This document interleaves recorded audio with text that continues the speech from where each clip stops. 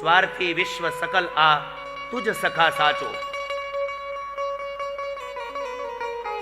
એટલે મહાત્મા તો બહુ કરુણાકારી હોય, સંત બહુ કરુણાકારી હોય.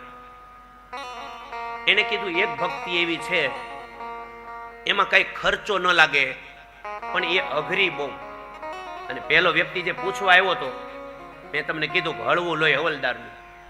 એટલે જે જ્ઞાતિનું નામ લઈએ ને એ જ્ઞાતિ આમ કોમળ હોવી જોઈએ.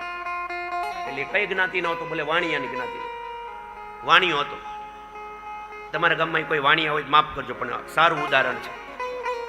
આ નકર કંઈક અમારા ઉદાહરણ અમારા બ્રાહ્મણો ના આવે અમે લઈએ ને. મહારાજે કીધું ભક્તિ કરવાની. એ ભક્તિનું નામ છે મનસા ભક્તિ. શું નામ? મનસા ભક્તિ એવી છે એમાં કાંઈ ખર્ચો ન થાય. એક રૂપિયો નહીં, કાંઈ દ્રવ્ય નહીં, કાંઈ વસ્ત્ર નહીં, કાંઈ ઉપવસ્ત્ર નહીં, કાંઈ શણગાર નહીં, કાંઈ વિશેષ સામગ્રી નહીં.